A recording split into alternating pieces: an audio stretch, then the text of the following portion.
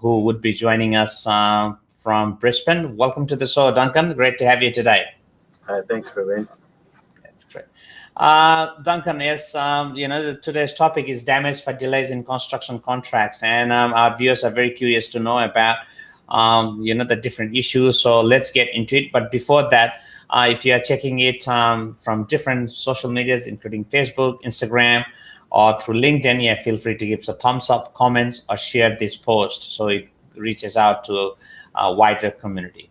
All right, so let's, Duncan, obviously you have worked in the construction industry for 13 years, yeah? Yeah.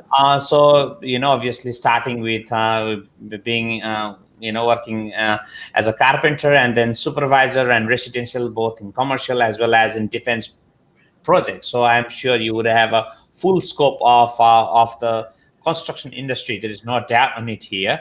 And that's where you are equipped to understand the whole building plans, report, and dispute. So our viewers are very curious to know what is the damage for delays and what are liquidated damage for delay in construction contracts. Duncan? So liquidated damages for delay in a construction contract damages. It's a sum of money. It's ordered to the innocent party in the event that the works are delayed. So if they don't reach practical completion by the date for practical completion, the party in default, so it's generally the builder in residential projects or the subcontractor in commercial projects, they'll be forced to pay that amount of money. And it's just to put, for example, you might have a homeowner who's renting elsewhere, who is incurring rental fees that they wouldn't otherwise if the works were complete, or you might have a head contractor in a commercial contract who has to keep the site running, pay the cost of his own staff, or pay their own liquidated damages because the works are getting delayed. And those liquidated damages being in a third-party contract. So it's just to compensate the party because the works are slowed down. Okay, yep. So then obviously how much should the liquidated damage be for delay be? So this depends on the contract. So the party should agree on this prior to entering into the contract. For commercial contracts, it can vary greatly. It can be calculated at an hourly rate, even a daily rate. Daily rate's more common, but because it all depends on the scope of the contract. And commercial contracts, they'll generally be more, they'll generally spend more time calculating this. For homeowners, the same thing. It should be a genuine pre-estimate of the loss or damage that will be suffered, but oftentimes in your general your contracts, so your master builders, your HIA, or if you're in Queensland here, your QPCC contracts, the default rate will be $50 per day. So more what you're saying is pretty much an hourly is a more common practice, yeah? No, sorry, a daily will be more daily. Common. Okay, daily. Okay, yeah, okay. All right. Thanks for clarifying. Now, then, if liquidated damage are listed, so let's say as a $0, right? So does that mean parties can't claim that damage for delay? What's your thought on that? No, so not necessarily. This is something we come across quite a lot. You'll have a builder who obviously doesn't want to be liable in the event that the works are delayed, so they'll put the liquidated damages in the contract as $0. And generally for residential contracts, you'll have the standard form contracts will prescribe a method for this. So they'll say listed as nil or NA or 0, and so the parties will do that. That means you can't claim liquidated damages for delay, but you can still claim damages for delay under the general laws of contract. So it gets a bit legal here, but these will be unliquidated damages for delay. So just because you put it as 0 in the contract doesn't mean you're not going to be liable for slowing down the works and not reaching practical completion in time. And in fact, unliquidated damages for delay can be often more than that $50 a delay. The issue is they can also be harder to prove. You bet. And that's where sometimes it gets confused, isn't it? And you need a trusted legal, trusted expertise, someone like you guys, to understand and to walk through it. Now, that's good. Now, I can see a number of viewers are just fine-tuning. By the way, guys, if you're just tuning in, I'm with senior solicitor, Duncan Brown. If there's any specific question, reach out to Duncan and his team in the Talking Legal episodes. You can just type the questions below. Now, let's go to then what should builders, there's a lot of worry about minimizing the risks. Then what should the builders, subcontractors be aware to minimize the whole risks of delayed damages, Duncan?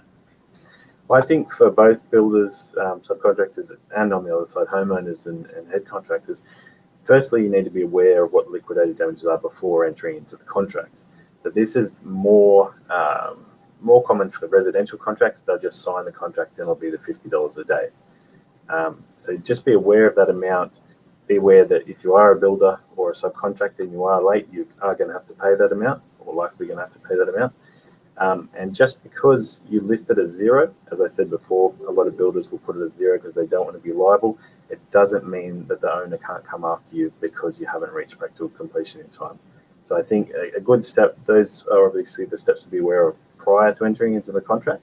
But once you're in the contract, good steps to take are just good contract administration. So making sure that everything's in writing, all your extension claims are in writing, they're all reasonable, and you're not going to be making these unreasonable claims which are going to be deemed invalid later on.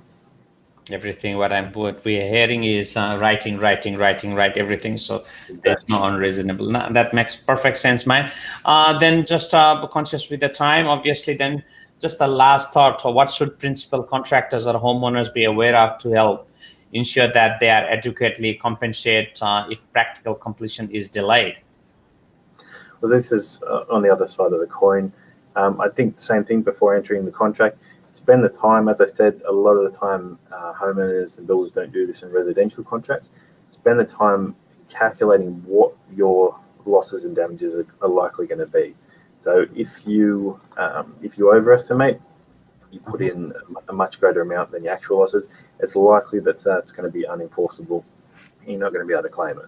By the same token, if you underestimate, or you just go with the standard $50 a day, when in reality you're incurring a lot more loss and damage than that, then you're likely going to be capped at that amount.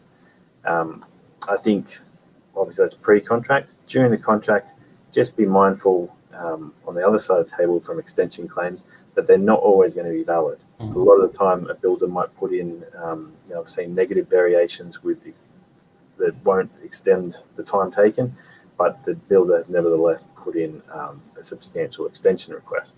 So you need to be, before approving these things, and it can be hard because a lot of the time there's a good relationship between the parties and they like to do it orally or they just approve everything. But it's important just to objectively assess things. Is it reasonable? Is it warranted? Should you approve it? Yeah, beautiful. Now that's a great insight, mate. So any final words, Duncan, on this topic, damage for delay in construction contracts, before we finish for the show today? I think it's just something to be aware of. A lot of the time it's an afterthought, but particularly in commercial contracts, it can add up and it can be enormous. And particularly for the party who is generally incurs the liquidated damages, so that's the subcontractor in commercial contracts or the builder in building contracts, it's the main thing that we see is that it's just underestimated the impact it's going to have. So I think just spend the time early on and you should be okay. Yeah, again, finding the trusted expertise or trusted legal advisor who can help you to be involved on the early process. That's what you're saying, yeah? Yeah, it's always good to get some help. Yeah, no, that's good. Thank you, Duncan. So if people are watching this right now, and what would be the best way for you to reach to you and to your team? You can get us on email at info@beckerwatt.com.au or myself at duncan@beckerwatt.com.au, or alternatively on the phone, 1300 @legal. So that's 1300-402-393. Beautiful. All right, all the details are just below here. Thanks once again, Duncan. And I think this is our last episodes for the Christmas and New Year's. And wish you all the best. It's happy holidays, and we'll catch up again. That's it. Thanks for being. Thanks, mate. Cheers. Yeah. Thank you. Thanks, guys. I hope you enjoyed this quick episodes. This is, again, today we covered about the damage for delays in construction contracts. So if you have any specific questions or any issues at this point, feel free to reach out to the team, BeckerWatt team, at 1300 @legal. And this Talking Legal is proudly sponsored by BeckerWatt, full service family as well as legal firm.